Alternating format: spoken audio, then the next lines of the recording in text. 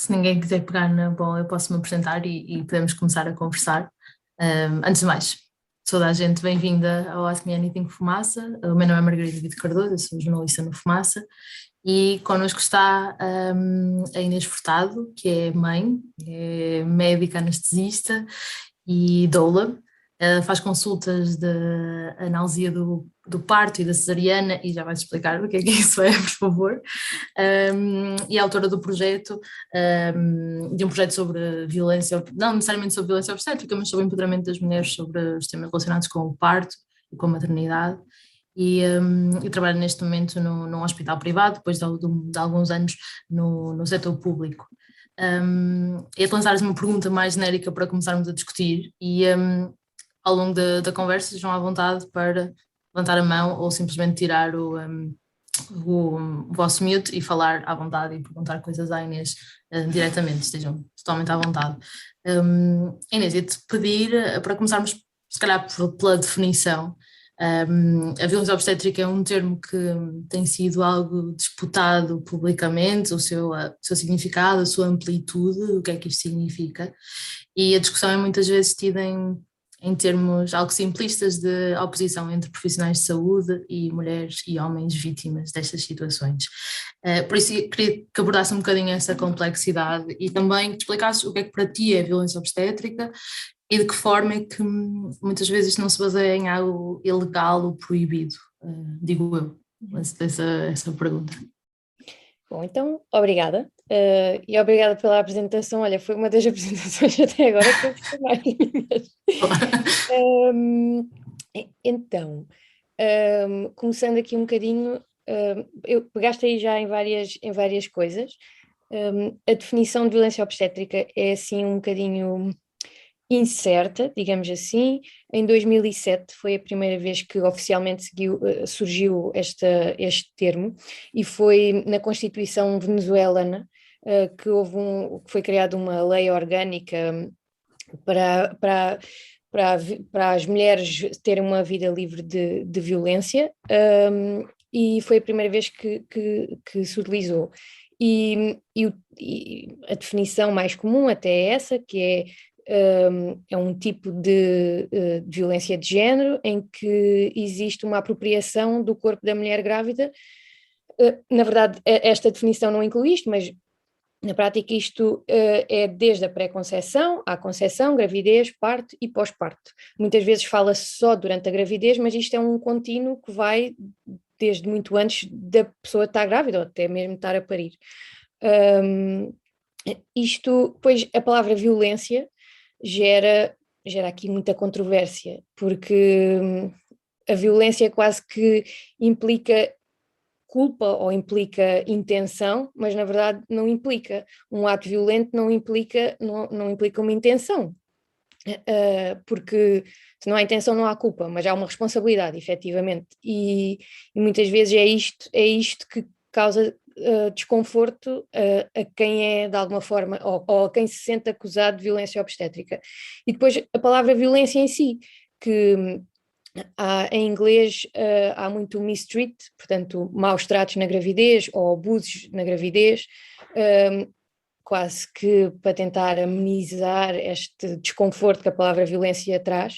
Mas eu, por acaso, até por curiosidade, nunca tinha ido verificar isto, agora aqui que estive a ler umas coisas para vir aqui falar hoje, até fui ver ao dicionário o que era a definição de violência no dicionário português, e até vou ler, que acho que vão perceber porque é que é tão adequada a palavra violência. Então, segundo o dicionário, é abuso da força, opressão, coação, constrangimento exercido sobre alguma pessoa para obrigar a fazer um ato.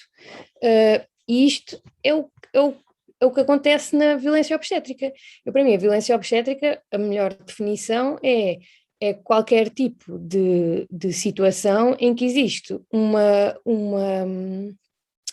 retirada de poder da mulher.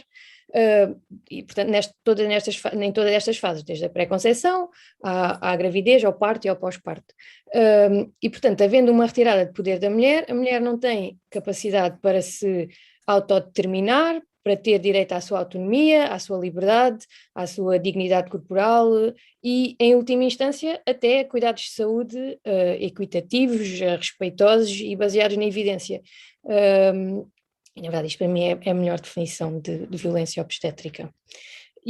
Mas pronto, eu gostava também que interagissem, que... Sim, façam perguntas à vontade. Cara, eu perguntava-te só para se conseguiste definir em termos práticos, tipo algumas Em termos práticos, ok. Então, práticas. em termos práticos, quando se pensa em violência, pensa-se muitas vezes em alguma coisa física, mas isto da violência obstétrica vai muito para além do físico. Temos a violência física muito, muito óbvia, desde dar uma chapada em alguém, o que se ouve mais dentro deste contexto é episiotomias, que é um corte no períneo. Isto dava aqui uma grande discussão, mas a episiotomia supostamente foi uma técnica inicialmente descrita para evitar lacerações graves do períneo. Entretanto, os estudos seguintes que se verificaram foi que este corte no períneo não só não previne as lacerações graves, como aumenta as complicações, portanto, é prejudicial fazer um corte no períneo comparando com não fazer nada e deixar acontecer o que tiver de acontecer, que inevitavelmente às vezes acontecem complicações, mas é assim, não, desta forma não as conseguimos evitar. Mas, entretanto, foram desenvolvidas novas, eu nem sei muito bem que termo utilizar, mas novas pseudo-recomendações para utilizar esta técnica, mas o que é certo é que a evidência não demonstrou nenhuma vantagem, em nenhuma circunstância, para o recurso a este corte no períneo. E a Ordem dos Médicos, não, a OMS, até 2012, 2014, não sei exatamente, foi quando atualizaram as últimas recomendações, previamente recomendavam que não fosse ultrapassado os 10% de taxa de episiotomia, mas atualmente foram revistas as recomendações e recomendam que não seja realizada a episiotomia, portanto que a taxa seja de 0. Portugal tem poucos dados sobre isto.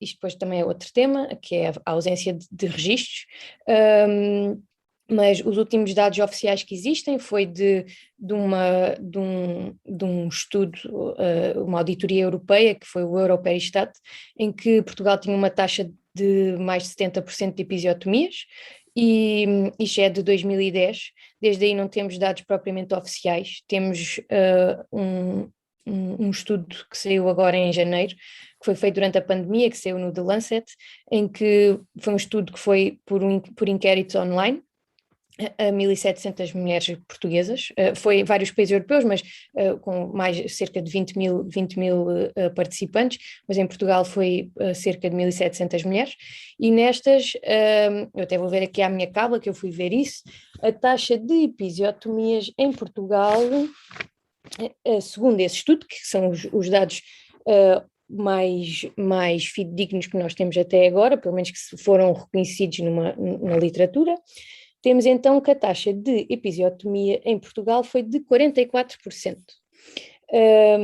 E, inclusivamente, que até vos vou dizer que em 68% destas mulheres não foi pedido consentimento, ou seja, para além disto ser um ato médico que não está recomendado, em 68% destas mulheres foi um ato médico sem consentimento. Depois temos aqui, podemos continuar a falar de episiotomia, dava aqui uma grande conversa, inclusivamente o facto de a episiotomia poder ser considerada um ato de mutilação genital e poder ser legalmente atribuída a responsabilidade por isso. A Ordem dos Médicos emitiu um parecer a dizer que a episiotomia era a Ordem dos Médicos emitiu um parecer em resposta a vários movimentos que foram surgindo sobre a violência obstétrica em novembro e depois em outubro e depois em novembro emitiu uns pareceres sobre este tema, em que refere que a episiotomia é um ato que deve ser realizado de forma seletiva. Não especificam o que é isto seletivo, o seletivo não diz qual é o número, portanto é assim uma coisa um bocadinho vaga. O que é certo é que Portugal aparentemente está no topo da Europa no que em relação a este tema. Alguém aqui falou? Acho que foi só uma pessoa que entrou, estava com o áudio ligado. Ok. Mas pronto, isto é episiotomia, podíamos continuar aqui a falar de episiotomia. Temos outros exemplos, a manobra de Christeller, que é, vê-se muitas vezes isto nos filmes, por exemplo, que é fazer pressão assim, alguém completamente em cima da mulher a fazer pressão sobre a barriga. Isto também é completamente desaconselhado pela OMS. A Ordem dos Médicos diz que isto não deve acontecer, mas diz que outras manobras com nomes semelhantes, que na prática é difícil de diferenciar o que é uma coisa e outra, são aceitáveis. Em Portugal, neste dito estudo, a manobra de Christeller acontecia, vou ver aqui a minha cábula, 54% das mulheres referiram que faziam, portanto, metade das mulheres inquiridas foi-lhes realizada um ato que é completamente desaconselhado, que tem imensos efeitos secundários, mas que pelos vistos é feito rotineiramente, não é? Mais de metade das mulheres referem que isto aconteceu. Temos outros exemplos, toques vaginais que sem uma justificação ou rotineiramente, prender os braços das mulheres durante as cesarianas, mesmo maus tratos de tentar agarrar as pessoas, de forçar a fazer determinadas coisas, e há mulheres que referem que isto aconteceu. Depois temos outros tipos de violência não tão óbvios fisicamente, qualquer tipo de violência psicológica, de coação, de infantilização, dizer, você com umas ancas dessas nunca vai conseguir parir, ou, quando o fez não gritou assim, este é aquele clássico. Mais coisas. Depois temos uma coisa dentro desta violência psicológica que é muito comum, que até tem um nome, que é a carta do bebê morto, que é dizer-se à pessoa: olha, mas você se não aceita isto, o seu bebê vai morrer. Está-se a portar mal, que depois é outra, que é esta infantilização completa das pessoas, está-se a portar mal e por isso o seu bebê vai morrer, se não aceitar fazer isto, o seu bebê vai ter danos graves, ou mesmo dizer, está a fazer isto e não está a pensar no seu bebê, como se a mãe não fosse a maior interessada ali que o seu filho tivesse o melhor possível. Mais, depois temos, inclusivamente, pode haver violência de cariz sexual, tocar em partes do corpo da mulher de forma não consentida, que não seja necessária, por exemplo, fazer exames vaginais em que o profissional toca numa zona do períneo que não é necessária para o exame, e pronto, e basicamente tudo o que é um ato médico que não seja justificado, que não seja baseado em evidência e que a mulher não tenha consentido. E depois aqui o consentimento, acho que também é outro tema, que eu acho que é o tema fulcral aqui da violência obstétrica, é que o consentimento não é chegar ao pé de alguém e dizer: vou-lhe fazer isto não é consentimento, ou chegar ao pé de alguém e dizer: vou aqui fazer um toque vaginal. A mulher não se está a pedir consentimento a ninguém, está-se a informar que se vai fazer. E isto é uma coação, é uma retirada da autonomia da mulher, a mulher não está a decidir se pode ou não fazer, se lhe podem ou não fazer um toque vaginal, e depois ainda por cima estamos a falar de atos médicos de uma intimidade enorme. Em qualquer outra situação, ninguém mexe nos genitais de ninguém, ou não deveria, sem um consentimento completamente explícito. E uma mulher grávida, ao entrar no hospital, parece que pode estar despida, que podem estar pessoas a olhar para ela, que podem mexer nos seus genitais sem um consentimento explícito, e pronto, e isto é uma coisa sistémica e que se vê em todo o lado e muito infeliz, na verdade. Temos aqui alguém que quer... Sim, a Mafalda queria falar. À vontade, Mafalda. Olá, desculpem a má qualidade da minha câmara. Tranquila. Sou uma Mafalda e eu tenho imenso interesse neste tema, até porque eu fiz um mestrado em Direitos Humanos no ano passado e era um dos temas que eu tinha assim em vista. Tudo o que está relacionado com a violência contra a mulher era assim um tema que eu tinha em vista, depois acabei por falar de violência doméstica, mas no fundo eu queria perguntar, e não sei se esta pergunta tem uma resposta muito objetiva, mas enquanto mulher eu já senti várias vezes que fui a diferentes médicos e já me senti muitas vezes ridicularizada, inferiorizada, etc., que eu acho que é muito comum no setor, bem, a minha tese também toca um bocadinho no setor da saúde e vem de experiência própria porque é um setor que é suposto agir com alguma empatia e compaixão e compreensão e muitas vezes acaba por fazer o contrário. Mas que depois acabei por me sentir um bocadinho impotente por saber que a ordem dos médicos e todo o setor médico se protege muito e então eu queria perceber se em casos de todo tipo de violência e que eu tenho acompanhado porque eu sigo uma página que é bastante conhecida agora que se chama O Meu Útero, que tem mais a ver com endometriose, mas também fala destes temas. E há mesmo muitas queixas e muitas mulheres que dizem sentir-se impotentes porque não sabem como é que hão de agir quando se sentem violentadas, como é que hão de agir contra a situação e se têm de facto algum tipo de resposta eficiente por pronto, os médicos serem todos assim muito protegidos. Olha, eu não tenho uma resposta boa para ti, mas sim, há muita tentativa de proteção de classe, e eu acho que isto é um dos principais problemas, porque o que as pessoas não percebem é que falar de violência obstétrica não é estar a acusar ninguém, não é estar contra os profissionais de saúde, não é estar contra procedimentos específicos, é estar contra determinadas práticas não respeitosas, ou na verdade qualquer prática que ponha em causa a autonomia e a autodeterminação das pessoas envolvidas.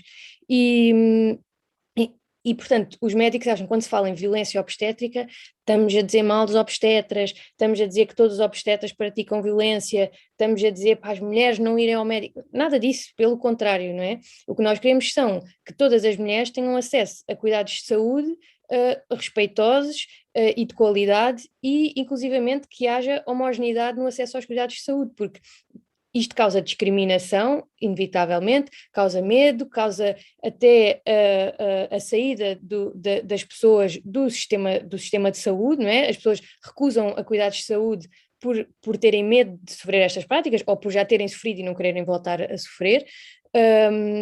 E depois, não havendo o reconhecimento, as pessoas pensam, então eu sinto que passei por isto e ninguém sequer reconhece, ainda vai ser pior. E isto acaba por ser uma bola de neve e há mulheres muito traumatizadas com isto.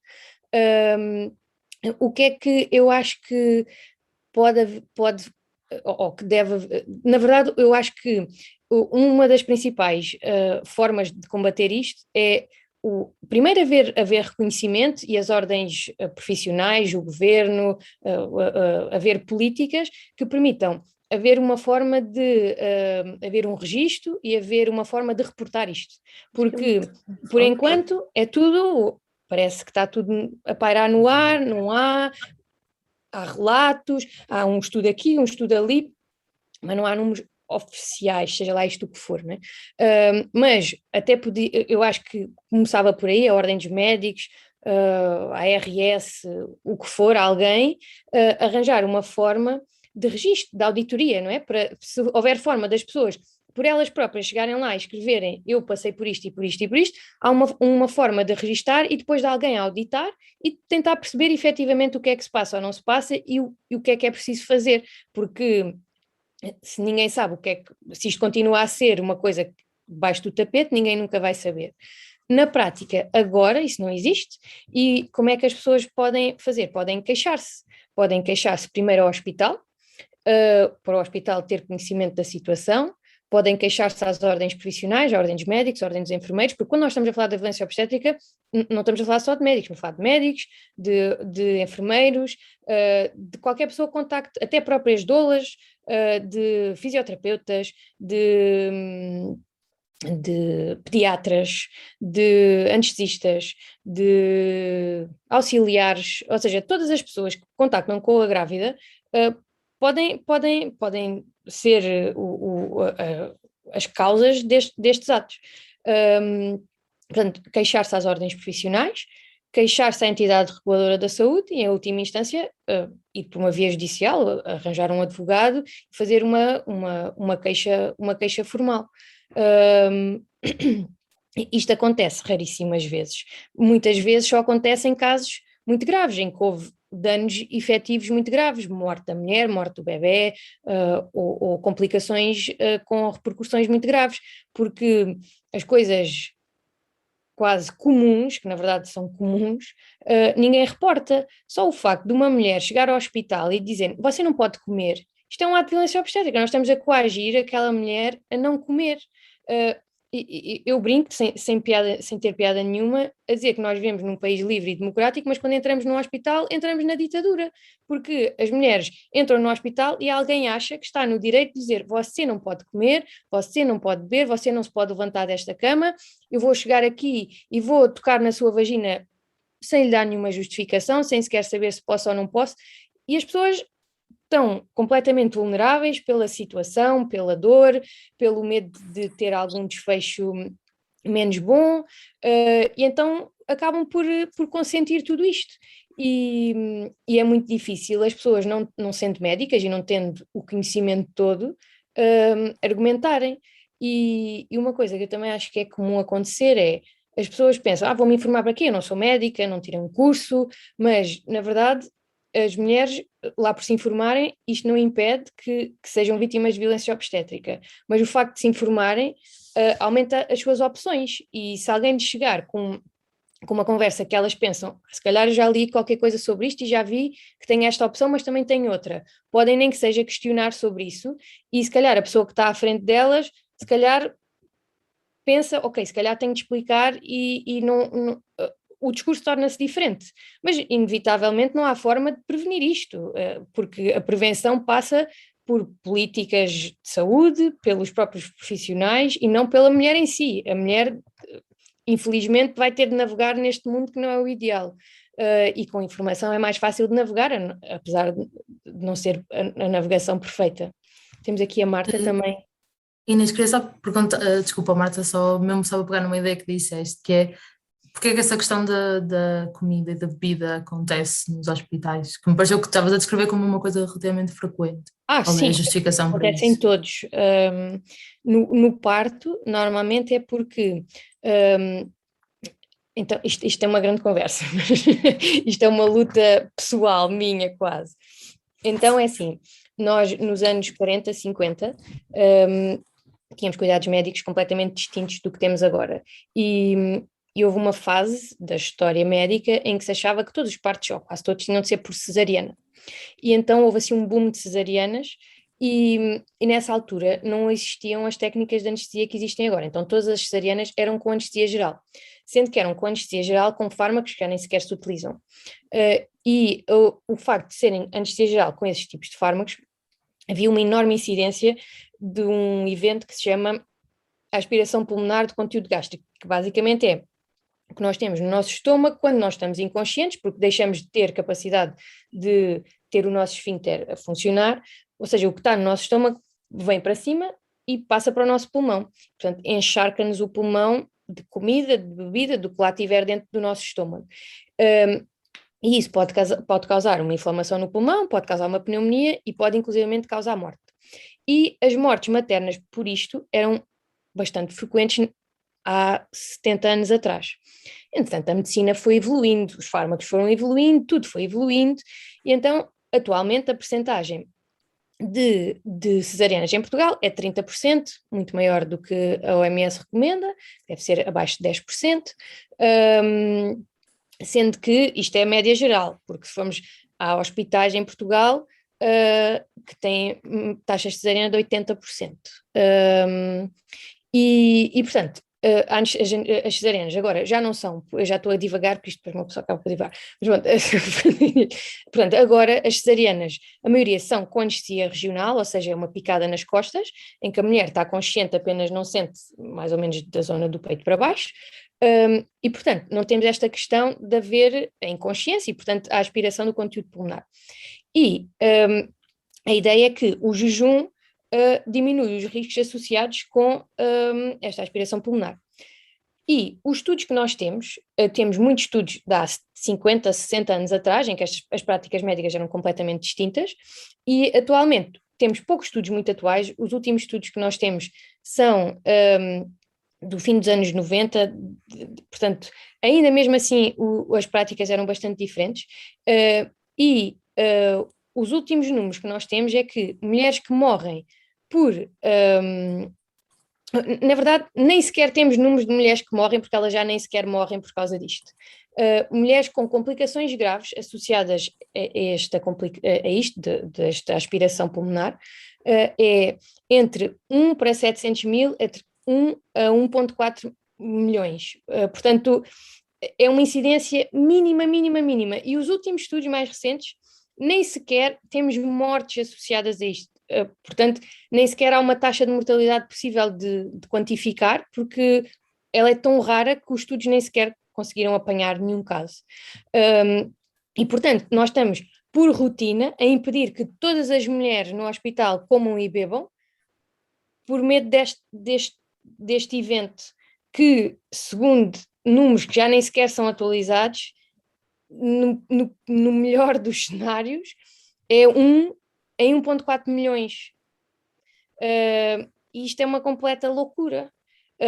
E proibimos, e depois a coisa é esta, é proibir as mulheres, em vez de chegar ao pé da mulher e dizer assim, olha, existe este risco, um caso em 1,4 milhões, e se quiser correr o risco, pois coma. Se não quiser correr o risco, não coma. Você decide, o corpo é seu, a complicação é sua, portanto você decide. Mas não simplesmente se infantilizar as mulheres, diz você não pode comer, e as mulheres não comem. Ainda por cima, depois temos o reverso da medalha. Nós sabemos que não comer e não beber durante o parto de acordo com a vontade aumenta as intervenções do trabalho de parto, prolonga o tempo de trabalho de parto, mas isto ninguém fala. Simplesmente fala-se quase que parece que há grandes males que há grandes sirenes e os outros parece que ninguém se lembra. Ou seja, estamos muito preocupados com uma complicação raríssima, mas com as complicações mais comuns. Ninguém se preocupa, ninguém estuda o assunto e pronto, isso é o comer e o beber que estavas a falar, que é norma, é norma. Eu vou-vos dizer, muito honestamente, eu quando o meu filho pariu, eu comia às escondidas porque não me apetecia que me chateassem. E estamos neste nível, não é? Eu sendo profissional de saúde, como não queria que me chateassem, não me apetecia estar com discursos, pensei, eu vou comer, mas não vou dizer a ninguém. E pronto. O que é muito triste, não é? Nós estamos num sistema em que isto funciona assim. A Marta, se calhar. quer dizer? Só pegando naquela questão do que a Inês estava a dizer, nomeadamente de quando nós não nos queixamos quando correu mal. Às vezes nem nos apercebemos que o que correu mal, aliás, para já acabámos de sair de um parto, né? Acabámos de sair, estamos numa altura de pós-parto, é-nos dito que temos que pensar no dia dos nascimentos dos nossos filhos como o melhor dia da nossa vida, no entanto, há mães que é sempre sim, mas pronto, temos que estar sempre um bocado a contrariar essas memórias que às vezes não são tão explicadas nem nada, até fazermos as pazes com o assunto. Mas até há mesmo coisas que nunca vamos saber e que os médicos facilmente conseguem justificar como a cesariana tinha que ser porque nós vimos, o feto estava em, como é que se diz? Estava em sofrimento. Pronto, mas isto são coisas que a certa altura que são muito difíceis de provar, etc, e que são um bocado a palavra de quem não é médico contra a palavra de quem é médico, ou a coisa corre muito, muito mal. O que eu queria dar o exemplo foi o que nós, na minha situação não foi muito grave, foi mais de faltas de informação e muito poucos consentimentos, e sinto que tive uma cesariana que não era necessária. No entanto, para a segunda, mas lá está, isto não é uma coisa que eu me consiga queixar, que eu acho que a minha médica empurrou imenso para uma cesariana, mas eu acho que ainda dava.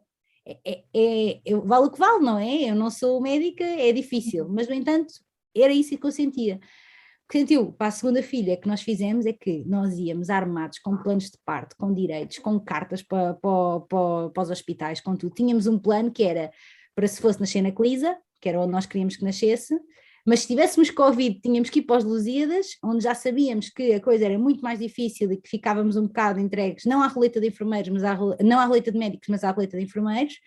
Então estávamos preparadíssimos e eu ia para o parto como quem ia para uma guerra, e o meu marido também altamente treinado, que era, se disserem isto, tu dizes isto, e tu vais atrás, e tu não me deixas, e se me apagarem tu fazes, ou seja, não é normal, não é suposto. Não é suposto nós irmos para algo que é fisiológico e que supostamente nem deve ser considerado um ato cirúrgico, porque é uma coisa que é feita, é natural da mulher, como se fôssemos para uma batalha legal quase dos nossos direitos.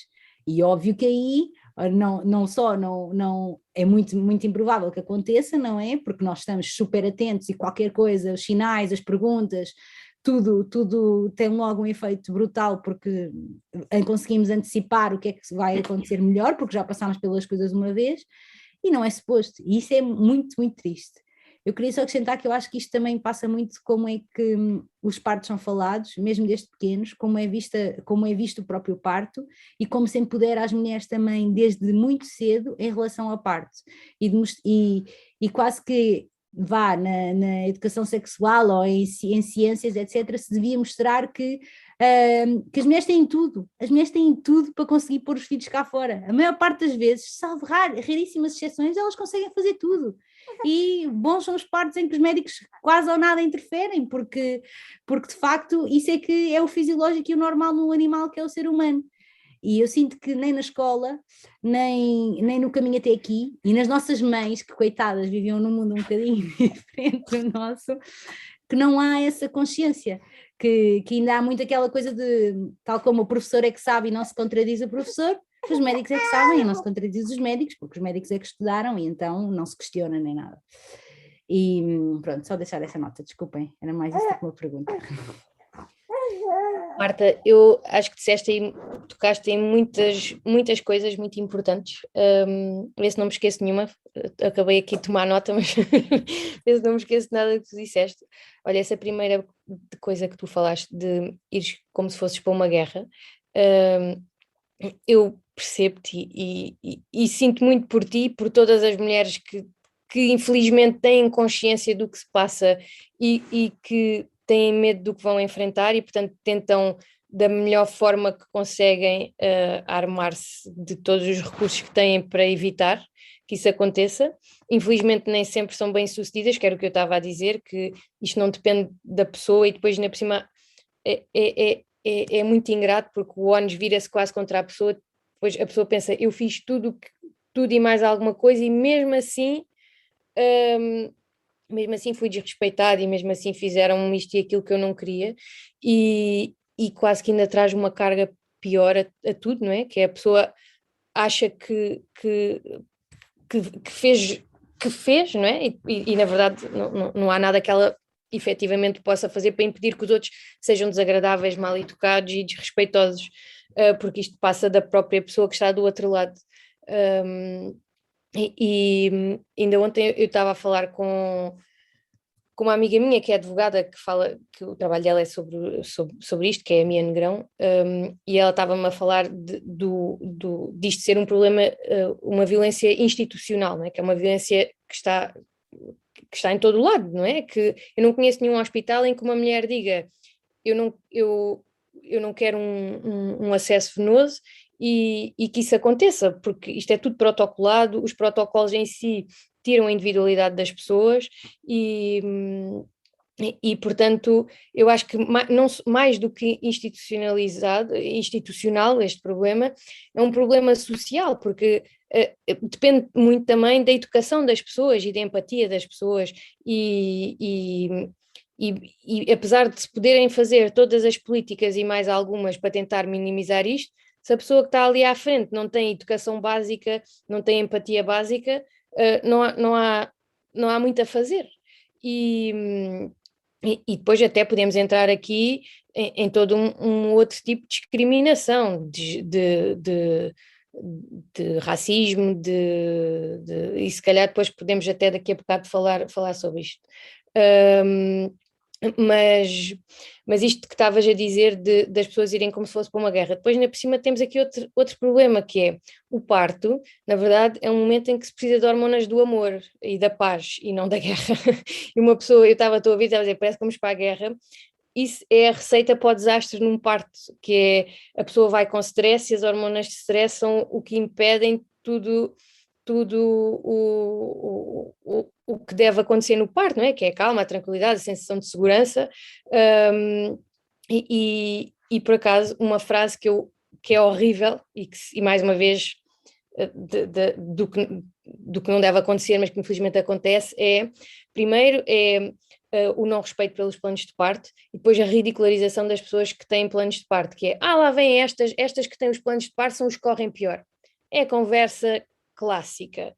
E na verdade, eu acho que infelizmente tem um pouco a ver com isso que tu falaste, que são mulheres que vão super empoderadas e que sabem perfeitamente que correm o risco de ser desrespeitadas, e isso muito provavelmente causa-lhes tanta ansiedade e causa tanta dificuldade na interação com os profissionais, que vão logo com esta conversa de estas são as piores, porque não nos obedecem e não se portam bem, que infelizmente depois, não é? O fluxo de hormonas que é preciso não acontece e infelizmente depois as pessoas acabam por ter necessidade de intervenções, porque depois isto acaba por ser uma bola de neve, que às vezes há mulheres que têm tanto maltrato e tanto problema que inevitavelmente os trabalhos de parto param, inevitavelmente há alterações fisiológicas, porque aí está, o stress é o inimigo do parto e na verdade às vezes as cesarianas são efetivamente necessárias, mas são necessárias porque houve esta cascata de intervenção, esta cascata de problemas que levaram a esse ato. E na verdade, o facto desse ato ser justificado não quer dizer que não seja violência obstétrica, porque eu chegar ao pé de uma mulher e dizer temos de ir para a cesariana, isto é um ato de violência obstétrica, porque estamos a coagir aquela mulher a fazer uma cesariana, não nos estamos a explicar o porquê de fazer a cesariana, nem estamos a dar nenhuma opção. E a opção pode simplesmente ser não fazer uma cesariana e o bebê morrer. E isto é uma opção. E por muito que custe aos profissionais de saúde e a toda a gente, isto pode ser uma opção que é válida para aquela pessoa. E qualquer ato médico, por mais válido que seja, por mais justificado que seja, por mais baseado na evidência e tudo e mais alguma coisa, a pessoa que está à frente é que tem de consentir e tem de perceber se para ela as vantagens são maiores que as desvantagens. E isso às vezes custa muito aos profissionais de saúde aceitar isto. Outra coisa que eu estava aqui, que apontei aqui do que tu falaste, Marta, é isto de infantilizar as pessoas e das pessoas não saberem, e depois há todo um conceito, a nossa medicina em Portugal é uma medicina paternalista e os médicos agem de uma forma em que eles é que sabem e eles é que estão a dar ordens às pessoas sobre o que é que devem fazer, em vez de ser uma responsabilidade partilhada. Ainda por cima, a partilha de responsabilidade retira o peso sobre os profissionais. Isto até devia ser uma coisa boa para eles, porque assim deixa tudo de recair sobre mim, é uma decisão partilhada com a pessoa e, portanto, apesar de eu ter o conhecimento e de eu ter estado não sei quanto tempo a estudar, ao explicar à pessoa as vantagens, desvantagens e alternativas do que eu estou a propor, estou a partilhar com ela a decisão e, portanto, o peso deixa de recair sobre mim. E isto até devia ser uma coisa boa. Para mim, eu para mim, nem consigo não o fazer, mas há pessoas que querem ter elas todo o peso das decisões, não percebo muito bem porquê, mas acho que é uma questão quase de educação médica, porque na faculdade sempre, pelo menos quando eu tirei o curso, sempre houve esta coisa de ver os doutores e o peso de ser médico e o peso da decisão. Espero bem que agora isto esteja a mudar um pouco.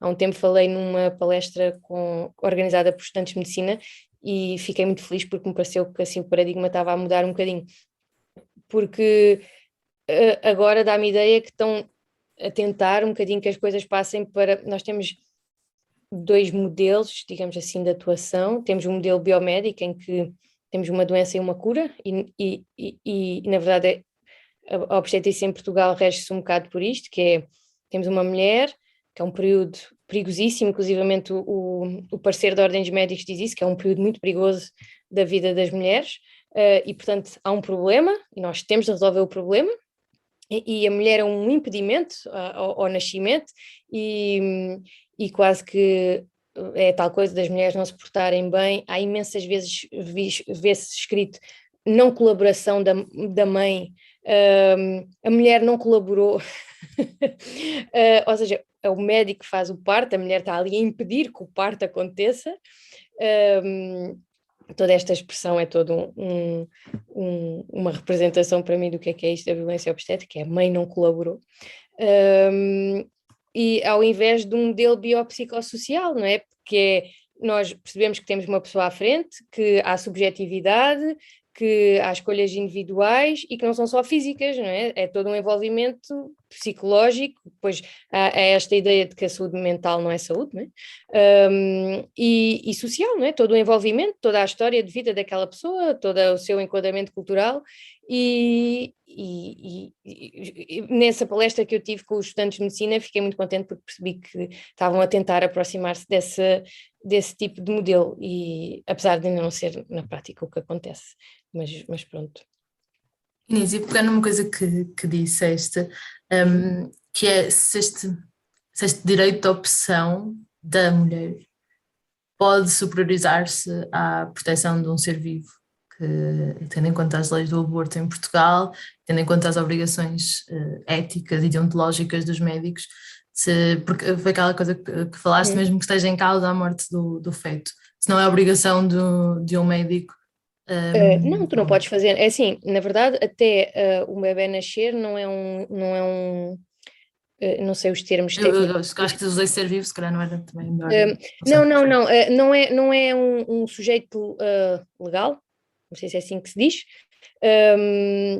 ou seja, na verdade, se tu tiveres uma grávida em trabalho de parto, e estou-me a lembrar de um caso específico, que não entrando aqui em detalhes, que eu presenciei, que é, temos uma grávida até mesmo no final da gravidez, portanto, se houver um parto, atempadamente, o bebê que nasce é viável, à partida está uma criança que vai nascer normal. Mas vamos imaginar que a mulher tem um descolamento de placenta e que lhe dizem temos de fazer uma cesariana agora, caso não se faça a cesariana agora, há risco de vida para o bebê e não temos outra opção para neste momento salvar a mãe e o bebê. E a mulher diz, não, eu não quero fazer uma cesariana, não quero, seja lá qual for a razão dela, religiosa, não religiosa, este caso específico era religioso, este que eu presenciei. E ninguém pode forçar aquela mulher a fazer uma cesariana, não é? Ninguém vai agarrar na mulher, prendê-la e dizer, não, vamos cortar-lhe a barriga e tirar o bebê, porque o paciente que nós temos é a mãe e não o bebê. O bebê, quando nascer, será mas na verdade isto tem muitas implicações éticas e legais e são raríssimos estes casos, e estes casos acabam por ser discutidos multidisciplinarmente e com equipas de ética e com advogados inclusivamente.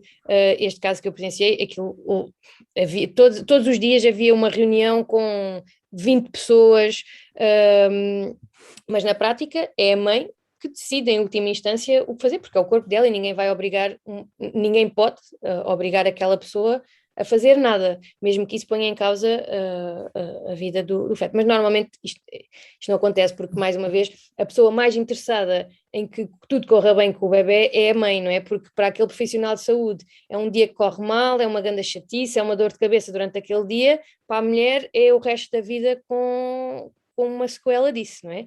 E, portanto, obviamente que a pessoa mais interessada em que tudo corra bem é a mãe. Portanto, esta ideia de que há uma mãe assassina e que a mãe é um impedimento e que a mãe não colabora, é uma infantilização completa, é uma retirada de poder completo da mulher, da autonomia, das suas escolhas e até da sua dignidade corporal, não é? Temos uma mulher a parir e vamos dizer não colaborou com quem? Com o sistema, enfim, mas é muito comum, infelizmente. Ricardo, Ricardo?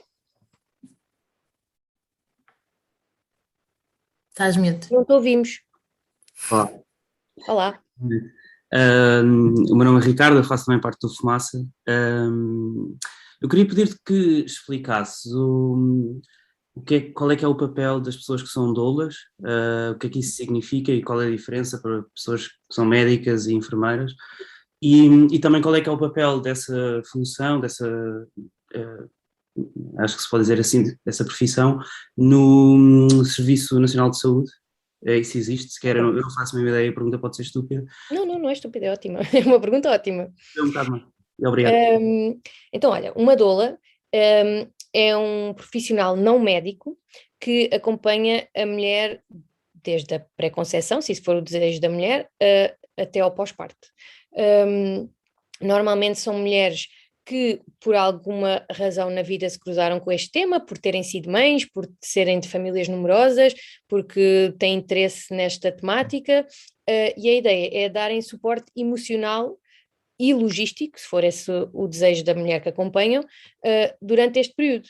Normalmente, são mulheres que já tiveram vários partos, vários filhos, ou que já presenciaram muitos partos, e a ideia não é substituir o acompanhante, o companheiro da grávida, é um complemento. Na verdade, é alguém que está de fora, portanto não tem envolvimento emocional e sentimental com a situação, mas que não é profissional de saúde. Eu costumo brincar com isto, a dizer que é uma amiga a quem se paga para estar sempre lá, porque é alguém que ajuda na logística que for necessária ali no período do parto, é uma pessoa que durante o parto também pode estar presente ou não, pode ajudar na pesquisa de informação durante a gravidez, pode ajudar também na ponte com os profissionais de saúde, é alguém que à partida saberá bem quais são as vontades da mulher, quais são as suas ideias e tudo mais, e que num período mais vulnerável consegue ajudar nessa comunicação. Não temos em Portugal legalizada, esta palavra não é melhor, não há, ou seja, as doulas não são reconhecidas como acompanhantes, podem simplesmente, nós na nossa lei temos que as grávidas podem ser acompanhadas por um acompanhante em contínuo, e que este acompanhante podem trocar entre 3 pessoas, e portanto normalmente as doulas entravam aqui, não é? Portanto a mulher escolhia, por exemplo, o marido e a doula, e eles podiam ir alternando no acompanhamento, apesar de depois isto ter aqui todas umas variações, porque supostamente o pai não é acompanhante, o pai é o pai, portanto pode estar sempre presente, mas isto levava a outras conversas. Mas em Portugal não existe isto. Por exemplo, no Brasil existe uma lei, que até acho que se chama mesmo Lei das Doulas, em que as doulas, apesar de não serem profissionais de saúde, existe uma espécie de rede de doulas no Sistema Nacional de Saúde, em que alguém que não tenha capacidade monetária para pagar uma doula, porque uma doula neste momento não sendo uma profissão reconhecida, quem recorre a ela tem de pagar, é um serviço pago e não é barato. E, portanto, nem todas as mulheres têm condições para isso, e, portanto, no Brasil, se uma mulher chegar ao bloco de partos e quiser uma doula e não tiver uma doula porque não teve dinheiro para a pagar, existe uma doula no hospital disponível que pode acompanhar aquela mulher. Obviamente isto tem desvantagens, mas mesmo assim continua a ser uma enorme vantagem, porque, na verdade, isto parece uma coisa estranha, mas os estudos mostram que o acompanhamento por doulas diminui a taxa de partos instrumentados, portanto partos com fórceps ou com ventosas, diminui a taxa de cesarianas, diminui a taxa de recurso à analgesia farmacológica, quer dizer, por exemplo, o uso de epidurais, ou seja, o uso de de alívio da dor através de fármacos, que é um ato médico, portanto tem as suas complicações, aumenta a satisfação, diminui o número de bebés que precisam de reanimação, portanto partes em que há mais complicações diminuem, e aumenta a satisfação com o trabalho de parto, sem nenhuma complicação. Portanto, há uma frase que eu acho excelente, que é: se as doulas fossem um medicamento, não seria ético não o prescrever. E na verdade, em Portugal, as doulas são vistas como inimigas. Não me perguntem porquê, que eu não faço ideia. Enquanto eu era interna, por acaso fiz um trabalho sobre as doulas, numa tentativa com uma obstetra de incluirmos as doulas, fazemos um misto deste regime que acontece no Brasil, que era, se a mulher tivesse uma doula, ela entrar sem sequer ser considerada como acompanhante, ser considerada como doula. E no meu exame final, obviamente, ouvi comentários sobre isto, ouvi comentários a dizerem... andou aqui a trabalhar com as tolas, ou seja, mostra um profundo desconhecimento, mostra quase que um ataque, não é? As pessoas sentem-se atacadas na sua própria profissão, não sei muito bem porquê, mas o que é certo é que as doulas têm imensas desvantagens, sem nenhuma desvantagem conhecida até hoje. A única desvantagem atualmente é esta questão monetária, de nem todas as mulheres poderem ter capacidade de recorrer a uma doula, mas devia ser, por acaso até acho que está a decorrer neste momento uma petição para as doulas poderem entrar novamente nos hospitais, sendo doulas e não sendo acompanhantes, porque na verdade isto teria de ser haverem duas pessoas a poder acompanhar a mulher, que na verdade não tem logisticamente nenhum problema. Mas pronto, a prática depois acaba por ter. Não sei se respondi à tua questão, Ricardo. Mais alguém quer fazer perguntas? Vou deixar o silêncio. Já agora, eu queria aproveitar para falar aqui de uma coisa que tu falaste, Margarida, que é esta, ou falaste, ou eu falei, depois não sei, houve aqui qualquer coisa que eu apontei aqui, do racismo obstétrico, que é aqui um subgrupo ainda menos explorado do que este tema mais mainstream, e uma coisa que me chocou aí há uns meses foi que o Sistema Nacional Inglês emite imensas recomendações, que são recomendações até seguidas no mundo inteiro, e sabe-se que as mulheres negras têm uma taxa de mortalidade no parto 4 vezes superior a mulheres não negras. E sabe-se que isto é multifatorial, é extremamente difícil de endereçar especificamente, porque na verdade isto acaba por ser o resultado de um racismo sistémico na nossa sociedade, não é? Mas então, numa tentativa de alterar isto, mas que na verdade aumenta ainda mais as desigualdades, o sistema inglês publicou, é o equivalente ao nosso Sistema Nacional de Saúde, publicou umas recomendações para todas as mulheres negras às 39 semanas fazerem uma indução, numa tentativa de diminuir esta taxa de mortalidade que se verificou que estava aumentada. Ou seja, há reconhecimento disto, mas a tentativa de solucionar o problema é agudizar ainda mais esta discrepância, porque as mulheres não negras a recomendação é que seja às 41 semanas, mas as negras às 39, com base não sei em quê. Isto deu imensa polémica, teve inclusivamente aberta a discussão pública, e infelizmente passou.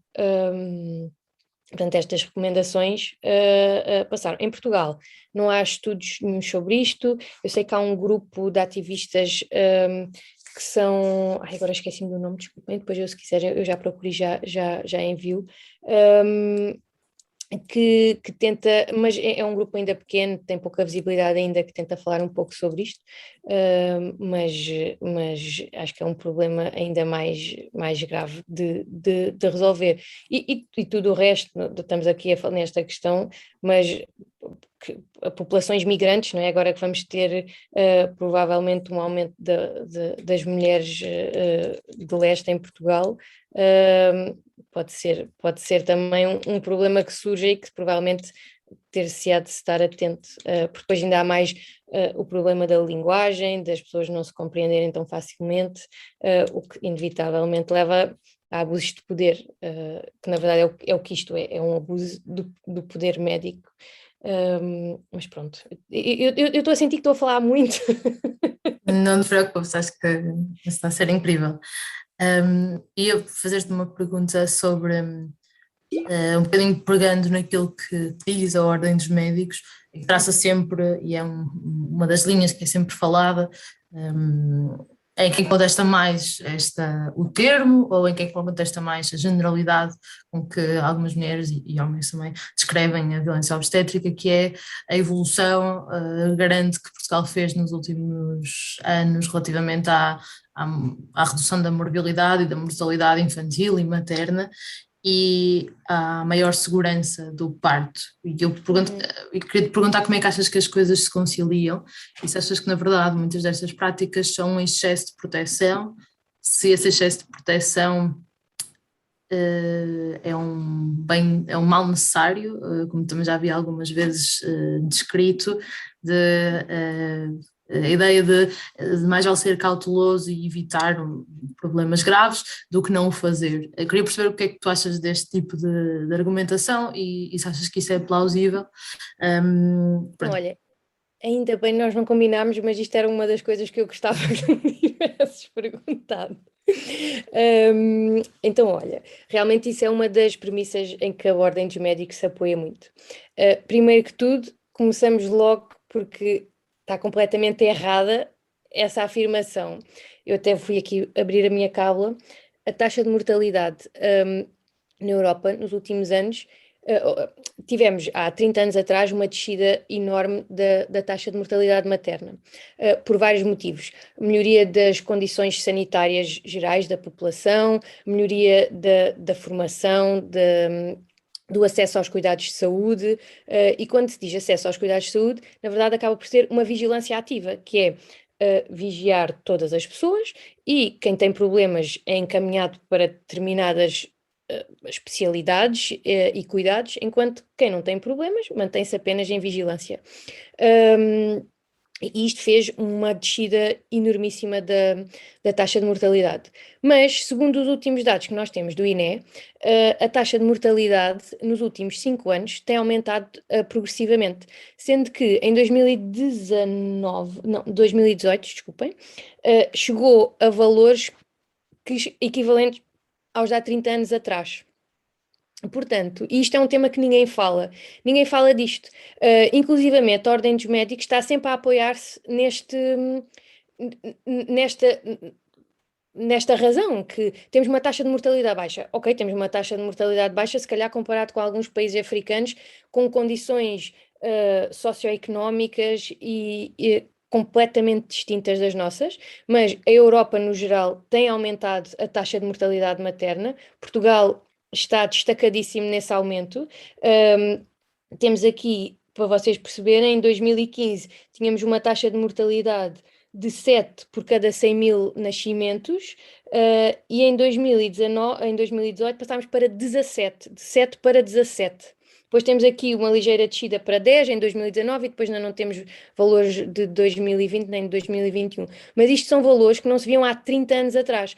E primeiro, não há auditorias. E quando nós estamos a falar destes valores, isto são valores fáceis de auditar, porque são poucas dezenas de casos por ano, e que, à semelhança do que acontece noutros países, por exemplo, em Inglaterra, existe um acordo com a Universidade de Oxford, em que se faz uma auditoria completa de todos os casos de mortalidade e morbilidade materna e fetal graves. Portanto, sabe-se qual é o historial, porque é que aquilo aconteceu. E sabe-se também que esta taxa de mortalidade europeia a aumentar são de causas evitáveis, normalmente. Mas em Portugal nós não sabemos, nós não temos dados. Primeiro porque nós temos uma portaria de 2016 que obriga todos os hospitais, todas as maternidades a reportarem uma série de indicadores de saúde. taxas de cesariana, taxas de partos vaginais, taxas de partos autósticos, taxas de episiotomias, taxas de complicações, mortalidade materna, tudo isso é de reportagem obrigatória. Nenhum hospital cumpre. Nenhum. Não existem números, ninguém faz ideia do que é que acontece em Portugal nas maternidades, apesar de legalmente isto ser de reportagem obrigatória. Ou se existe, ninguém faz ideia de onde é que estão estes valores não são públicos, ninguém os conhece. E a própria Ordem não os conhece porque nunca os reporta. Portanto, primeiro, a Ordem dos Médicos apoiar-se nestes valores começa logo mal, porque são valores que claramente estão errados, há claramente um problema a acontecer e ninguém fala dele. Poderá ser por excesso de medicalização? Pode, mas não faço ideia se é ou não, porque ninguém sabe mais dados. E depois, é um bocado o que nós estivemos a falar até agora, que é, nós podemos ter os melhores cuidados de saúde do mundo, podemos ter os melhores indicadores de saúde do mundo, que não temos, mas nós até os podíamos ter, mas se esses atos médicos foram sem o consentimento das mulheres, sem serem as mulheres a se autodeterminarem para que eles acontecessem, a violência está lá, não é? Nós podemos ter, é porque um ato médico pode ser o ato mais baseado na evidência, é o exemplo da cesariana. Aquela cesariana pode ser o mais justificada possível, pode haver todas as razões do mundo para ser feita, mas é a mulher que tem de consentir com esse ato médico. Porque, efetivamente, aquela cesariana pode ir diminuir a taxa de mortalidade neonatal, pode ir diminuir tudo e mais alguma coisa. Mas é a mulher que tem de consentir, porque, em última instância, é sobre o corpo dela que isto acontece. Portanto, eu acho que a Ordem dos Médicos nem percebe o que é a violência, nem percebe a definição de violência obstétrica, não percebe que um ato médico justificado e feito é completamente um ato médico que é imposto e que não é decidido pela mulher. E aí está, a decisão não é uma coisa que vamos ter de fazer uma cesariana, ou vou ter de lhe fazer isto, ou você não pode fazer isto, ou tem de fazer isto. Isto não é uma decisão da mulher, isto é uma decisão do médico que coage a mulher a fazer isto. E que, na verdade, é o que acontece na grande maioria dos casos, e é por isso que neste estudo que saiu no Lancet, 70% das mulheres não consentiram com algum tipo de ato durante o seu parto. 70%. Portanto, só 1/3 das mulheres é que tiveram todos os atos consentidos durante o seu parto. E isto é gravíssimo, não é? Portanto, mostra o sistémico e o disseminado que é este problema. Mas pronto, portanto, eu acho que a ordem...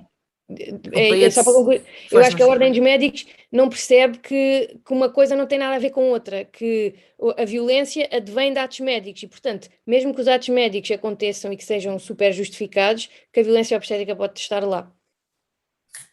Um dos argumentos da Ordem dos Médicos é também que um maltrato não é apenas o excesso de atos médicos, mas a ausência deles quando necessários.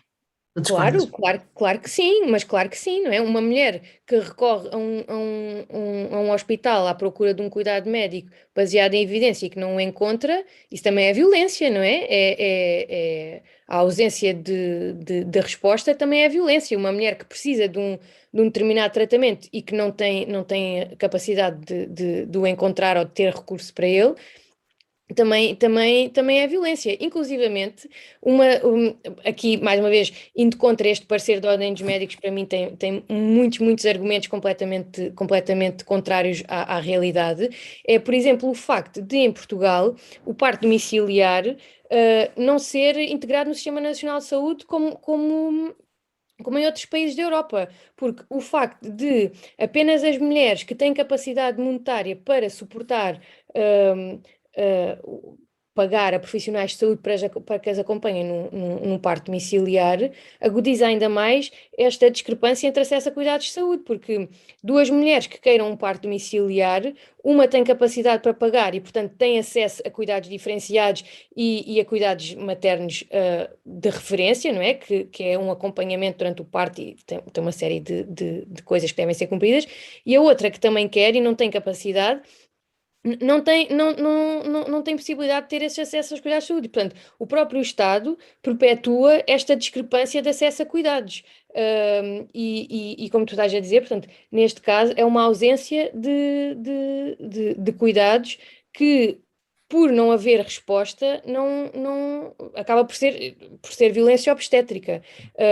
E isto, na verdade, mais uma vez, entra no bolo de ser uma questão completamente institucionalizada e política da violência obstétrica. E a Marta quer aqui dizer qualquer coisa. Também nesse caso de facto não ser acessível para todos poderem ter as melhores probabilidades de terem um parto respeitado, não é? Como tu deves saber, obviamente, Inês, que os últimos partos foram feitos na Clisa, que era a clínica de Santo António que pertencia aos Lusíadas, no entanto era um mundo à parte completamente nos Lusíadas. O meu filho nasceu lá, eu sei. Pronto. Que agora fechou a parte da maternidade e que de facto em Lisboa eu sinto que deixou de haver uma espécie de safe haven que havia, que era a garantia de que a pessoa ia para a Clisa e havia uma consistência entre o pessoal médico, fossem eles enfermeiros, auxiliares, etc., ao ponto de um plano de parto não era uma coisa estranha, tinham até algumas coisas como um banco de parto, que era uma coisa que eu nunca tinha ouvido falar, mas que é um banco em U para as mulheres sentarem e poderem estar mais confortáveis durante o parto, tinha todos esses avanços, bolas, duches, permitia liberdade de movimentos durante o trabalho de parto, tudo isso, e que é muito difícil de conseguir garantir num hospital dos públicos, e que efetivamente só quem pode pagar uma Clisa, ou tem um seguro de saúde que possa pagar uma Clisa, é que às tantas conseguir garantir, ou isso é ir para a Póvoa do Varzim, não é? Que é uma também... Olha, Marta, deixa-me só agora, depois terminas, mas deixa-me interromper-te aqui, antes que depois perdemos o fio aqui à conversa. Olha, primeiro deixa-me dizer uma coisa, eu acho que há um bocadinho esta ideia com a qual eu não concordo, que é que há discrepâncias entre o privado e o público. Há muitas coisas más a acontecer no privado, há muitas coisas boas a acontecer no privado, há muitas coisas boas e más a acontecer no público igualmente. Portanto, esta ideia de que se vai para o público não se vai sofrer violência obstétrica é completamente errada, tal como se formos para o privado não vamos sofrer violência obstétrica. Inclusivamente na Clisa, eu discordo também contigo esta ideia de ser um lugar mais diferenciado ou não. Ok, a Clisa tinha alguns recursos pouco comuns nos outros sítios, mas que há locais no público e no privado que também o têm, a questão de haver bolas, de haver duches, de haver bancos de parto, há outros locais no público e no privado que têm. Obviamente que ali estava um pouco mais disponível, penso eu, do que na maioria dos sítios, mas mais uma vez, há outros locais em que isso está disponível. Mas eu acho que esta ideia que tu dizes da Clisa, havia um conjunto de meia dúzia de médicos e de enfermeiros que acabavam por dar essa fama ao local. Eu até agora falando por experiência pessoal, porque o meu filho também nasceu lá, eu tive a minha médica que me acompanhou lá e foi por isso que eu fui para lá e na verdade o cuidado com ela foi o que eu esperava, até porque ela é minha amiga e eu já a conhecia, mas todo o resto dos profissionais deixou completamente aquém do que eu gostaria. Inclusivamente eu assinei alta contra parecer médico, portanto, na Clisa. Portanto, as experiências, isto só para te dizer que as experiências podem ser completamente distintas no público, no privado, e que isso é completamente indiferente. Eu já ouvi histórias péssimas da Póvoa, já ouvi histórias maravilhosas da Póvoa, já ouvi histórias maravilhosas de Santa Maria, que é se calhar um dos sítios mais improváveis para se ter um parto com menos intervenções possíveis que há determinadas mulheres que querem. E depois ainda há outra coisa que é achar que o objetivo é não ter intervenções. Uma mulher pode querer, desde o início, uma cesariana programada e isso ser o plano dela, e isso deve ser igualmente respeitado, tal como uma mulher quer ter um parto domiciliar. Portanto, acho que aqui o que nós falamos é, independentemente das escolhas que as mulheres tenham, é perceber que um parto domiciliar deve ter o mesmo acesso aos cuidados, deve ter o mesmo respeito que uma mulher que escolhe desde o início ter uma cesariana programada só porque sim, só porque o quer ter. E tanto uma como outra devem ter acesso a toda a informação, a todos os cuidados atuais e baseados na evidência e em toda a empatia possível. E isto é que eu acho que acaba por ser muito discrepante. Mas dentro dos próprios hospitais, público, privado, do Hospital X ou do Hospital Y, podes ter todo um misto de experiências no mesmo hospital, porque na verdade o que interessa é as pessoas, infelizmente é a sorte que tens do dia que apanhas quem está lá. Posso só dizer, Claro. repara, Inês, eu nem uso a expressão parte sem intervenções, eu uso só parte respeitado, porque primeiro... Sim, eu não estava a dizer isto, contrariar o que estavas a dizer. Para mim isso é que interessa, porque eu também já tentei pregar para freguesias em que deviam tentar não ter uma cesariana e tenho amigas que dizem, não, eu quero é mesmo, eu não quero... Não quer sentir, não quer... Se é o que tu queres, tudo bem, mas pronto, não era o que eu recomendaria, mas pronto, não interessa. Só dizer-te que tenho pena que tenhas sentido isso na Clisa. Eu, por acaso, tive uma experiência oposta e não tenho nenhum problema com o público. O único problema que eu tinha com o público era criar o meu marido a dormir lá e ninguém me garantia. Isso. Isso é outro exemplo de violência obstétrica, é a ausência de acompanhamento, que agora com esta situação de pandemia se agudizou ainda mais, inclusivamente, aliás, com a pandemia todos os problemas e todo este equilíbrio muito ténue que existia ficou mais exposto, não é? E então todas estas questões vieram um bocado ao de cima. O facto de praticamente ninguém ter acesso a acompanhamento, de quando ter de ser toda uma confusão, inclusivamente com a pandemia. A OMS fez um relatório recentemente em que mostra um aumento enorme das cesarianas, da medicalização do parto, menor amamentação, sendo que a Europa já é o local com menor taxa de amamentação no mundo, menor envolvimento das famílias, menor satisfação com o parto. Portanto, a pandemia veio agudizar todos estes maus indicadores, infelizmente, porque quase que parece que justificou tudo o que era feito de forma desrespeitosa. Parece que de repente passou a haver uma justificação para fazer tudo. E que ainda se mantém, infelizmente. Posso fazer-te outra pergunta, Inês? Estavas a dizer que de facto havia uma série de médicos que davam fama, e é um bocadinho isso que eu sinto também, que é as pessoas hoje em dia, ou as mulheres, vão ter a tendência, porque é a única informação que têm, ou têm alguém que recomenda, etc., é encontrarem os médicos no Instagram, perceberem o que é que eles defendem, e a certa altura estão dependentes da filosofia de um médico e da força ou não que um médico tem num determinado hospital, no sítio onde ele faz partos, para que isso se conduza. Isto que é um bocadinho como não devia ser, não há coesão nenhuma entre a medicina, quase dizer assim, não é? Porque é assim. Sim, mas eu acho que é... Olha, eu não te sei responder a isso. Olha, a minha especialidade... na verdade, aqui no contexto da obstetrícia, eu sinto de alguma forma alguma vantagem, que é, eu sendo anestesista, não sou obstetra, mas lido muito, muito diretamente com a obstetrícia. E, portanto, eu sei muito da obstetrícia, não sendo obstetra. E, portanto, acabo por estar dentro do assunto, mas um bocadinho de fora a olhar para as coisas. Ou seja, eu consigo ter uma perspectiva muito crítica médica, apesar de não ser eu com as mãos na massa, ou estou, mas numa perspectiva diferente. Eu até, quando falei com a Margarida inicialmente, eu de momento não estou a trabalhar no bloco de partos, porque no hospital onde eu trabalho é o hospital de Portugal com a maior taxa de cesarianas do país. E como eu não quero participar naquilo, disse que não queria ir para o bloco de partos. E isto acaba também por tornar alguns profissionais, ou seja, isto é muito difícil de gerir enquanto profissional de saúde, que é, tu sabes que existe uma determinada evidência, sabes que a Organização Mundial de Saúde recomenda isto, que tem indicações muito claras, que inclusivamente têm caráter legal, porque nós temos uma lei que diz que as recomendações da OMS funcionam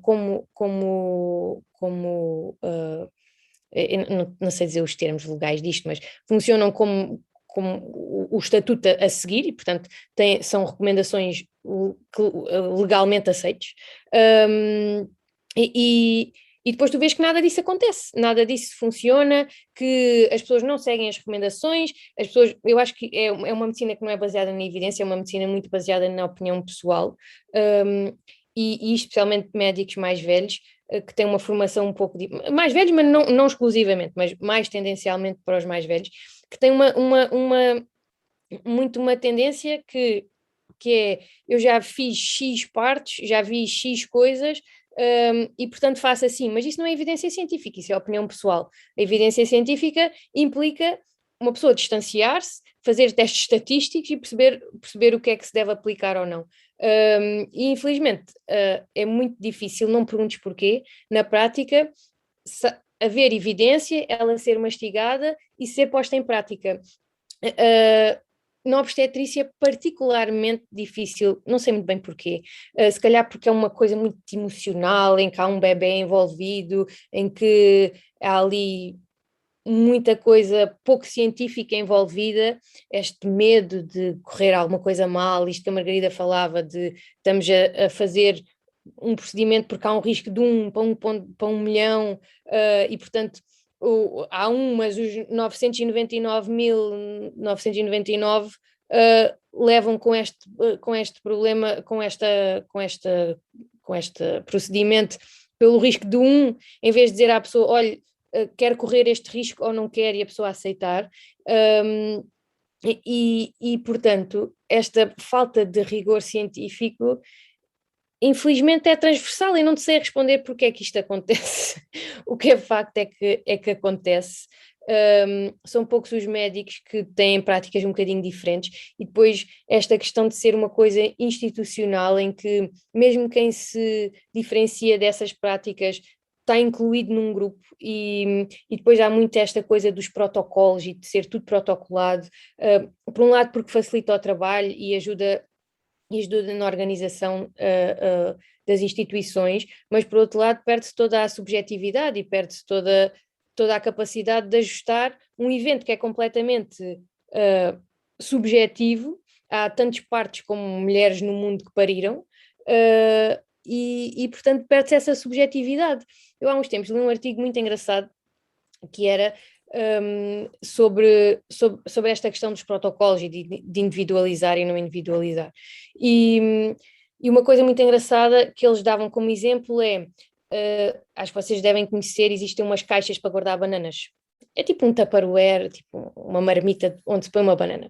E aquilo é assim uma forma de banana. E na verdade, não sei se vocês já alguma vez experimentaram pôr uma banana dentro dessas caixas. Nenhuma banana cabe lá dentro. As bananas não cabem.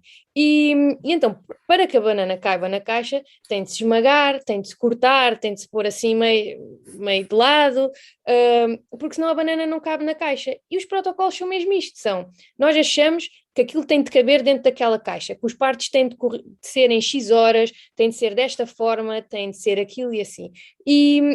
E na prática as coisas não acontecem assim, e para acontecerem é preciso cortar, é preciso esmagar um bocadinho ali a autoestima da pessoa, é preciso fazer isto e aquilo para que caiba na caixa, em vez de na prática perceber, ok, não há a caixa, cada banana é a sua banana, e não vale a pena estar a tentar forçar que a banana tenha esta forma do que nós achamos que deve ser uma banana.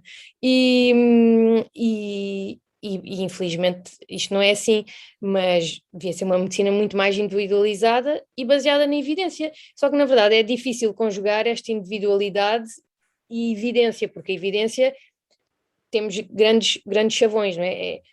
Deve ser dado o antibiótico tal, e portanto nós achamos que todas as pessoas devem levar antibióticos, e é difícil perceber que, ok, se calhar esta pessoa, ela não quer, vamos lhe dar aqui tempo, vamos perceber que se calhar podemos fazer uma análise e perceber se é realmente necessário ou não, em vez de impingir com o antibiótico. Isto é difícil e requer tempo e requer se calhar mais recursos dos que existem. E pronto. Queria só partilhar a hashtag cada banana é a sua banana, que o Rui publicou no chat.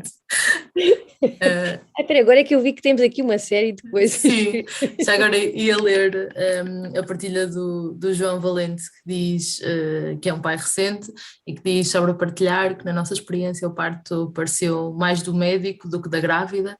Nós quase que tínhamos que pensar se podíamos ou se fazia sentido questionarmos alguma coisa. E com isto também incentivava outros pais e mães que estejam por aí, que queiram falar. Sim, já agora, isto parece uma questão muito de mulheres, mas na verdade isto é uma questão de toda a gente, porque os homens também são pais e inevitavelmente um homem que tem uma companheira foi vítima de violência obstétrica e que tem um filho que foi vítima de violência obstétrica, porque isto é outra coisa que nós nos esquecemos, é que não está só ali aquela mulher, está uma família e essencialmente está um bebê que nasce fruto de um ato violento e nasce fruto de um desrespeito e começa a sua vida num caminho que começa com violência e eu acho que isto, ainda por cima nos dias que correm, é extremamente importante. Bem, toda a gente tem direito a nascer com dignidade e com tranquilidade. E depois temos aqui outro tema, que é o da violência neonatal, mas isto estava aqui para mais 2 horas de conversa. Mas sim, acho que os homens deviam estar muito mais envolvidos do que na verdade estão. Alguém quer fazer mais alguma pergunta?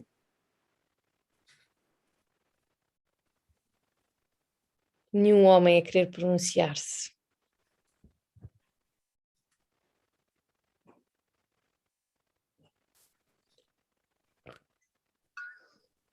Eu estou a desenvolver este aguentar do silêncio.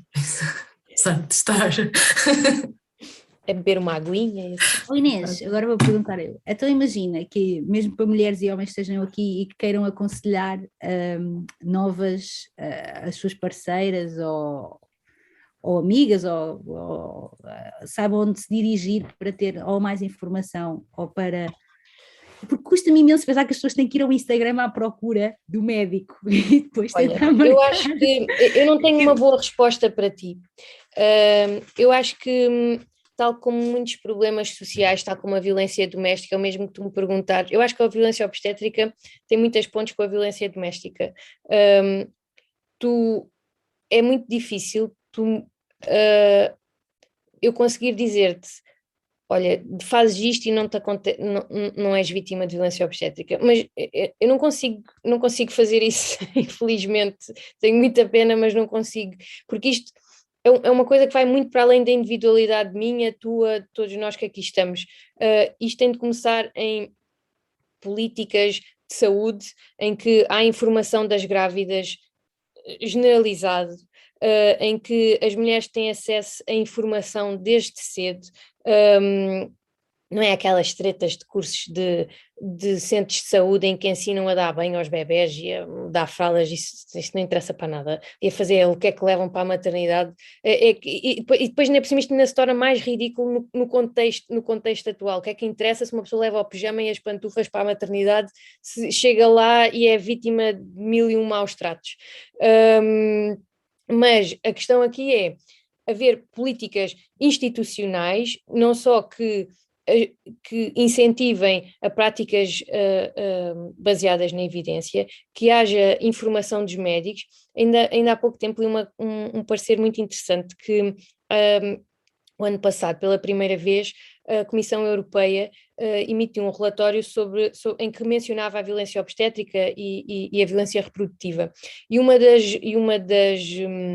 dos itens que eles referiam era esta educação médica para o consentimento informado. O que é o consentimento informado?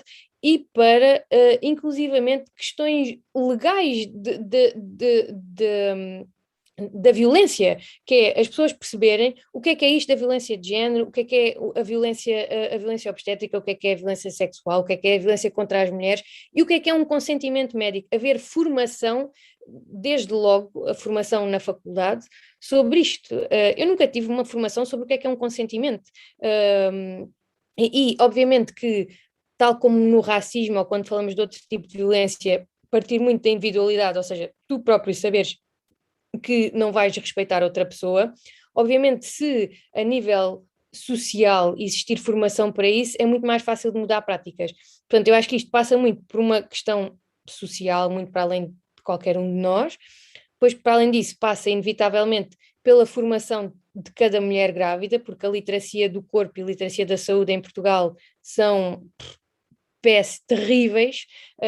Há pessoas que nem sequer sabem o que é que são partes do corpo quando se falam de partes do corpo.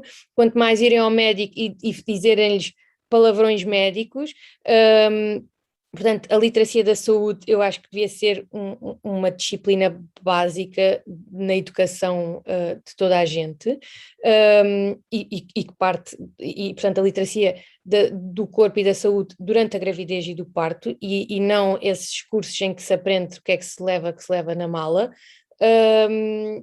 E depois esta questão dos médicos se atualizarem, e pronto, e depois também não te sei dizer como é que tu has de procurar um médico que vá de encontro às tuas crenças, porque como eu disse, uma pessoa que quer um parto domiciliar deve ser tão respeitada e igualmente bem acompanhada como uma que quer uma cesariana eletiva marcada logo desde o início, e portanto uma pessoa que quer uma cesariana logo, certamente quererá um profissional com umas características um pouco diferentes de uma que quer um parto domiciliar. Como é que tu encontras cada um? Não sei muito bem dizer, acho que é uma coisa mais por pares, não é? Por as tuas amigas falas com este e com aquele e com o outro e por aí consegues. As redes sociais acho que têm um papel importante porque acabas por encontrar algumas pessoas com quem e é mais fácil perceber se te identificas ou não. Há ótimos profissionais que não têm redes sociais e portanto não tens tanto acesso a eles. Mas não tenho uma boa resposta para ti. Acho que, inevitavelmente, a informação gera opções, mas a informação não te salva de uma situação desagradável. E acho que as mulheres terem medo acho que, inevitavelmente, vai ser mais comum. Mulheres informadas terem muito medo do que lhes pode acontecer e que, inevitavelmente, isso, tal como aconteceu na tua situação, levar se calhar a intervenções que tu não desejavas por exatamente isto, para o parto em guerra e não numa de paz e amor. Mas pronto, não tenho boas soluções. Última ronda de perguntas.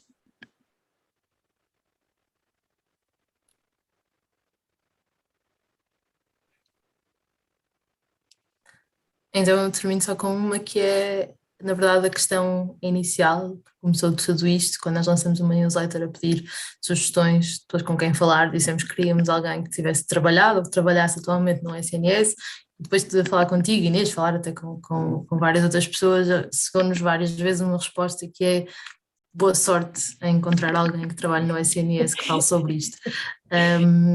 E então, um bocadinho em jeito de resumo e de soma desta conversa, queria te perguntar porquê que achas que é assim, porque é que é tão difícil encontrar profissionais que estejam disponíveis para discutir e para conversar sobre este assunto.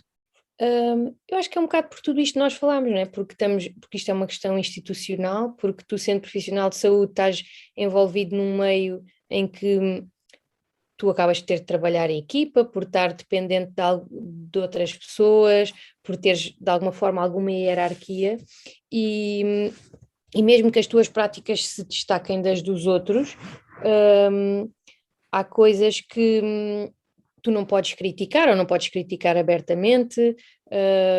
Por exemplo, eu sinto-me à vontade agora, não é, de dizer que não estou de acordo com as práticas do sítio onde eu trabalho e não vou lá, mas se eu estivesse lá de momento a trabalhar, se calhar não podia dizer isto, né? Porque se calhar punha em causa os colegas que estão lá, os colegas que estão lá achavam que eu estava a atacar pessoalmente e inclusivamente isto é muito, muito frustrante para quem trabalha em determinados sítios e não se identifica com estas coisas, conseguir distanciar-se e acaba por ser um sufoco diário ter de assistir a determinadas coisas sem as conseguir mudar, porque, mais uma vez, nós individualmente eu consigo mudar, Inês, o que eu faço, mas não consigo mudar da pessoa que está ao meu lado.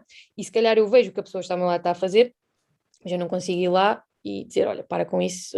E, eventualmente, em coisas muito chocantes consegues, mas o problema é que isto tem muito subtil e tens coisas muito chocantes horríveis e aí podes eventualmente interferir e mesmo assim às vezes estás num ambiente em que te constranges tanto que tu não consegues interferir, mas tens tanta subtilidade que não consegues fazer nada e simplesmente te revoltas e chateias estar a trabalhar num meio assim e depois as pessoas têm muita dificuldade em falar e em expor-se publicamente a falar sobre isto. Lá por não teres ninguém que não se expôs publicamente, não quer dizer que elas não existam, existem certamente muitas pessoas que têm as suas práticas e, mais uma vez, podes ter sorte de as apanhares no dia em que fores parir, mas aí está, és tu individualmente que tens essa sorte, e não devia ser assim. Mas eu acho que ao longo dos próximos tempos este tema vai cada vez ser mais falado e provavelmente vão haver mais pessoas que se sentem à vontade para dar a cara e para falar sobre ele. Obrigada, Inês, e obrigada a toda a gente que esteve aqui esta hora e meia. Queria só terminar dizendo que a Marta ofereceu-se para investir numa eventual casa de parto que tu abres. Por isso fica aqui a promessa de investimento. Olha, por acaso não falámos das casas de parto, mas é outra opção que em Portugal não existe e que, mais uma vez, é uma limitação do nosso sistema, que até de alguma forma pode ser considerado, mais uma vez, como violência, não é? Porque temos uma coação a ir, só temos uma opção, não, temos o hospital, não temos mais nenhuma opção, e as casas de parto seriam uma ótima opção também, tal como existe nos outros sítios, que em Portugal não existe. Pronto. Obrigada Inês, e obrigada a toda a gente. Obrigada. E bom descanso, boa noite. Boa noite. Obrigada. Boa noite. Obrigada, Inês. Nada, obrigada.